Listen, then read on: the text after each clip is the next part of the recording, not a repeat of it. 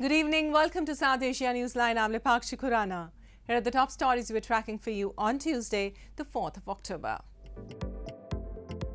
Prison chief murdered in India's Jammu and Kashmir. Police denies terror angle.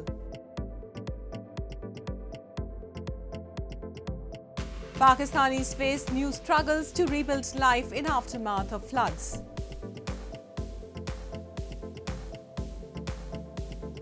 And Nepal coalition to aim for growth if return to power, says Finance Minister. And now for all the details, the Director General of Prison Service in India's Jammu and Kashmir, Hemant Kumar Lohia, was found murdered at his home in the Jammu region, the police said on Tuesday. The main suspect, a household helper, has been arrested. A senior police official said, denying any terror angle amid reports of an Islamist terror group claiming the killing. The Director General of Prisons in India's Jammu and Kashmir, Hemant Kumar Lohia, was found murdered at his home on Monday night in the Jammu region, police said on Tuesday. A senior police official said 57-year-old Lohia's throat had been cut and his body bore burns. The main suspect, a household helper, had been arrested after a manhunt, the police said, amid reports of terror group People's Anti-Fascist Front PAFF claiming the killing. The PAFF in a statement on social media said the killing was a small gift to Interior Minister Amit Shah, who is on a 3-day visit to Kashmir. The initial investigation suggested it was not a terror act, but police were investigating, Mukesh Singh, a top police official, said. जो हथियार इस कांड में इस्तेमाल हुआ है उसको बरामद कर लिया गया है। फिलहाल टेरर एंगल का कोई भी एविडेंस इसमें नहीं आया है। मीडिया से यह भी गुजारिश है कि वो इस किस्म की अफवाह को ना बढ़ाएं आगे। Police have blamed groups like the PAFF for targeted killings, but terrorists have not killed any security official of Lohia's seniority in recent years.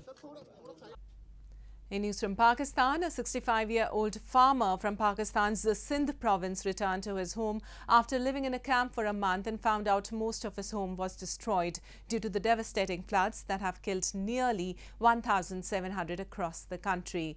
He said he was, however, happy he and his family were finally back, but they feel overwhelmed by the rebuilding process ahead. After a month living in a makeshift relief camp, 65-year-old farmer Jan Mohammad Lashari and his family returned to their village in Sindh province and found that most of their home was destroyed due to catastrophic floods in Pakistan. He was among the hundreds of people who were forced to flee from their homes. The father of 8 said he was happy that they were back to their place but feels overwhelmed by the rebuilding process ahead as the roofs are in a fragile condition and a big part of the house has already been destroyed. Lashari said his family had managed to escape the rapidly rising flood waters, finding refuge in the camp about 3 kilometers away from his village. चढ़ंदो आयो पोइ बीह रहियो worry कलाक खां पोइ वधियो पाणी फुटनि जा foot मथे चढ़ंदो वञे पोइ निकिरी वठी भॻासीं असां बंधनि ते पोइ उते ॿेड़ियुनि जे वसीले असां वियासीं टपड़ कुझु को किथे ॿार बचा के किथे रहिया ईअं निकिरी भॼी वियासीं असां.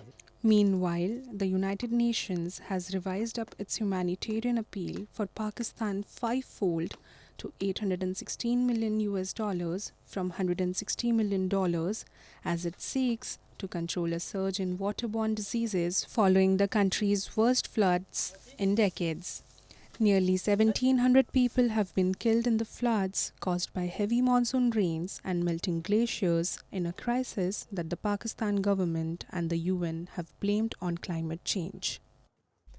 And more news from Pakistan. Pakistan's Prime Minister Shehbaz Sharif has accused his predecessor Imran Khan of creating unrest in the nation and chaos in the state institutions over his leaked audio controversy. Imran Khan has repeatedly alleged that the trust vote which ousted him as the Prime Minister was a foreign conspiracy against him by the United States, a charge Washington denies. Pakistan's Prime Minister Shehbaz Sharif on Monday vowed to hold his predecessor and opposition PTI party chief Imran Khan accountable before the law for putting national security at stake by manipulating diplomatic cipher. Local media reported in a hard-hitting statement issued by the PM office, Shehbaz accused Khan of running a smear campaign against the state institutions. He said the recent purported audio leaks have exposed Imran's plot to play on the cipher for political gains against the interest of Pakistan. He added Khan has been targeting state institutions in a bid to escape punishment in several cases. Imran Khan has repeatedly alleged that the trust vote which ousted him as the Prime Minister was a foreign conspiracy against him by the United States. He also claimed to have a diplomatic cable to prove it, despite public denials by Washington. Meanwhile, the Islamabad High Court on Monday accepted an apology tendered by Imran Khan and dropped a contempt of court case against him, his defense lawyer said, a ruling that eases the threat to him of disqualification from politics. The court had deferred Khan's indictment over the contempt case after he apologized to the court in person late last month. The charges were related to a speech by Khan in which he was accused of threatening police and judicial officers after one of his close aides was denied bail in a sedition case. Ahmad Khan साहब जो उनके council थे उन्होंने कहा जी बिल्कुल contemporary court में मौजूद हैं और इन्होंने ही फाइल किया है और इस चूँकि लास्ट डेट के ऊपर हमने सबमिशन की थी और अनकंडीशनल अपोलॉजी की थी which was honourable court consider that apology so today this was just appear in court is show that I was filed this affidavit and contempt procedure also closed today. The cricket star turned politician has faced a spate of legal woes since his ouster in a confidence vote in April. He has been leading rallies since his dismissal demanding snap elections which the ruling coalition has rejected, saying voting will be held as scheduled later next year. While moving on, a Kashmiri activist recently highlighted the cross-border terrorism in India's Jammu and Kashmir region at the UN Human Rights Council in Geneva. He said during the past 15 years, thousands of civilians and security personnel have lost their lives due to attacks by terrorists aided by Pakistan. Shoaib Lone, a Kashmiri activist, recently highlighted the issue of cross-border terrorism in Kashmir at the United Nations Human Rights Council event in Geneva, blaming that Pakistan facilitates the movement of its proxies across the border with motive of creating terror in the minds of people in the region. He said during the past 15 years, thousands of civilians have lost their lives in terrorism, apart from thousands of defense, paramilitary and police personnel who have sacrificed their lives in the line of duty. While describing the impact on women, he said there are also numerous incidents of involuntary labor and sexual violence by terrorists. Infiltration and smuggling of narcotics, arms and weapons across the borders have been matters of constant and relentless anxiety to all concerned agencies manning the borders, he said. To date, the families of victims of cross-border terrorism continue to live under fear and threat. I have a strong faith in the international community role to address these challenges and an increase in coverage of these incidents with a specific focus on women and reporting about perpetrators who gradually created an environment that would keep such activities in check. India has long blamed that Pakistan aids and infiltrates terrorists across the border to spread unrest in its Jammu and Kashmir region and uses them as proxy to mount attacks on Indian soil. Pakistan, however, denies the charges. In news from Nepal, Nepal's Finance Minister Janardan Sharma has said the ruling coalition will provide incentives for exporters and lift import curbs if it returns to power in the general election next month. Nepal is recovering steadily after 2 years of the coronavirus pandemic and surging energy prices this year. Nepal's ruling coalition will provide incentives for exporters and lift import curbs as part of efforts to put the economy on a higher growth trajectory if it is returned to power in a general election next month, Finance Minister Janardan Sharma has said. Led by the centrist Nepali Congress Party and a group of former Maoist rebels, the five-party alliance, which has been in government since July last year, hopes to win voters' confidence in the November 20 vote for the 275-member parliament.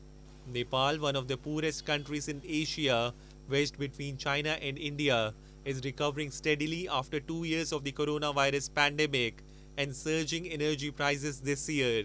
In an interview with Reuters, Finance Minister Sharma said Nepal's recent economic woes and political stability would be a priority for voters in the election for the National Parliament and 7 state assemblies.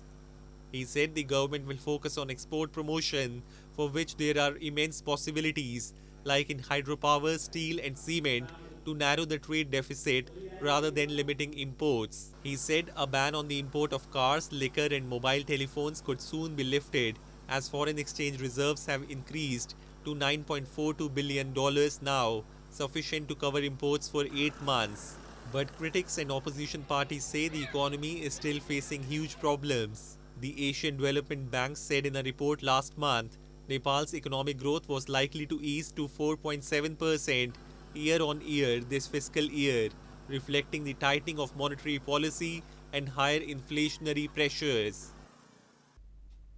And an Indian startup has developed the country's first human-carrying drone specifically designed for warships for carrying cargo and humans. The device can pick up to 100 kilograms of cargo and can fly for 25 to 30 minutes up to a height of 500 meters from the takeoff position.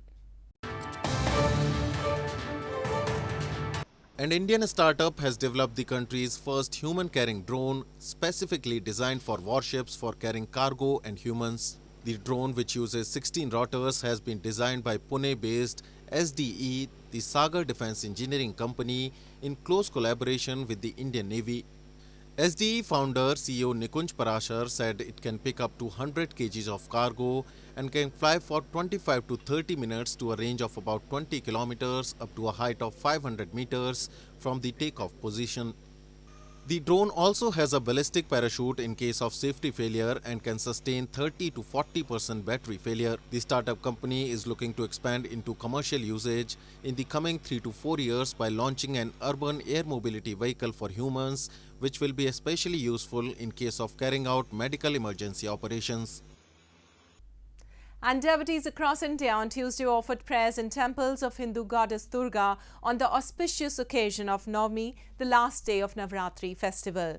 Serpentine queues were also witnessed outside the famous Taleju Bhawani temple in neighbouring Nepal as its gates were reopened for devotees after 1 year on the occasion. Hindu devotees in parts of India offered prayers at temples and marquees on the auspicious occasion of Navmi, the last day of the 9-day festival of Navratri on Tuesday. Goddess Siddhidatri, the 9th form of Durga, is worshipped on the 9th day of the festival. Navratri holds immense importance in Hinduism. Hindus fast and offer prayers to please the goddess during the festival, while some spurn meat, onions and garlic in their diets. Devotees in capital New Delhi queued at temples early in the day to get a glimpse of the idol of the goddess, which they had been deprived of during the coronavirus period. Corona काल में बहुत मुश्किल हो गया था दर्शन के लिए, मगर अब जब से थोड़ा सा अच्छा हुआ है तो बहुत अच्छा लग रहा है और मैं हर नराते पूरे आती हूँ और बहुत अच्छी व्यवस्था भी बहुत अच्छी है इस बार तो मतलब माँ ने बहुत खुले दर्शन दिए हैं माँ सबको ऐसे खुले दर्शन देती रहे और सबको खुशियाँ बरसाती रहे. Similar scenes were witnessed in northeastern Guwahati city as devotees thronged temples and were seen praying and offering flowers to the idol of the goddess. Navratri celebrates the victory of Durga over the evil buffalo demon king Mahishasur. The goddess represents power and the feminine force.